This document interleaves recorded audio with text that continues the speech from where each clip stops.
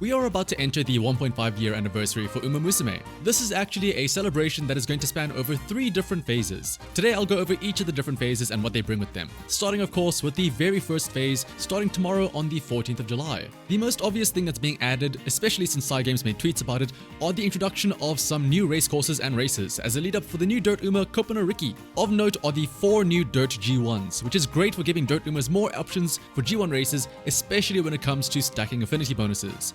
These are the Zen Nippon Junior Yushin, a mile race in junior year late December, the MC Nambu High, a mile race in classic year early October, the Kawasaki Kinen, a medium race in senior year early February, and then the Kashiwa Kinen, a mile race in the senior year early May. These new dirt races are great for basically any of the dirt Umas because it means now there are more G1s to race for them without having to worry about raising aptitudes to run on the turf races, which means now also that there are more G1 races to share in common with other parents, which means better affinity, which means hopefully more sparks and more stats and whatnot during inspirations. Now 2 of them do overlap with other races, notably the Zen Nippon Junior Yushin, which is during the same time as the Hopeless Stakes, as well as the Kashiwa Kinen, which is on the same time as the Victoria Mile. So if you have some of those Umas that have been doing a hybrid run of both dirt and turf, you will have to be a little bit more careful about which one you choose to race, whether it be the dirt G1s or the turf G1s. But otherwise though, for the most part, just having the extra options is great. My recommendation is that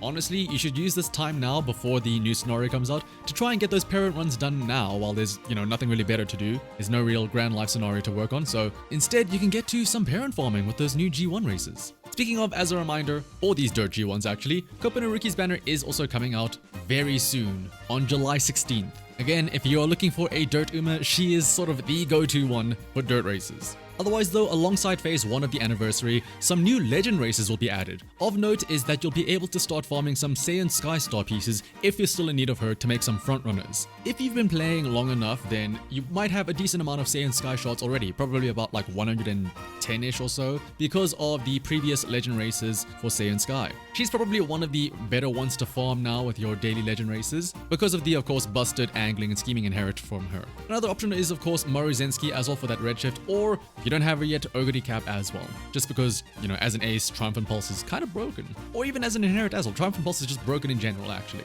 The daily sale shop will also be updated with some new star pieces being added into that random rotation. There will also be a commemorative shop that'll be refreshing with each phase, and in the first phase, there will be some skill books as well as some tickets that'll be available for purchase with friend points as well as monies. There will also be a set of anniversary missions which will reward you with some more skill books and some Uma and support tickets as well. And then during phase 1, we will also be getting 1 free singular gacha pull each day for a total of 9 pulls across 9 days. This is not to be confused with the daily 10 pulls later on.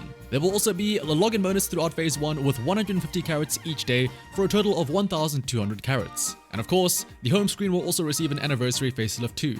Also, as you might know, we are receiving some of the latest JP quality of life features early, such as the independent training feature to do runs in the background, as well as the 4K 60 FPS winning live concerts. These are confirmed to be coming during the 1.5 anniversary, although we don't know exactly during which phase or when these are going to be implemented. Most likely, ideally in phase 1, but it will definitely be phase 2 or before though, because we want to be able to see Goals Legend U in 4K 60 FPS of course. Speaking of phase 2 though, that will be on the 22nd of July, and this is going to be the biggest part of the anniversary. By now though, you should of course know that this is when we will be getting the brand new scenario, Our Grand Concert, as well as the Uma banner for the scenario version of Smart Falcon, and the accompanying support banner featuring Light Hello and Agnes Tachyon. I don't think you need another video yapping about this banner, so we'll move on to the other parts of this anniversary phase, of which there is a lot. Starting off with the simple things though, there will be new loading screen secrets, as well as 4 new songs to play in the jukebox, a new 1.5 anniversary story with the special winning live song Gaze on Me, which is a very nice song visually speaking. You should watch the music video. This will also be the start of half TP careers, as well as double career drops and also increased daily races. Otherwise, just like phase 1, there will also be a commemorative shop,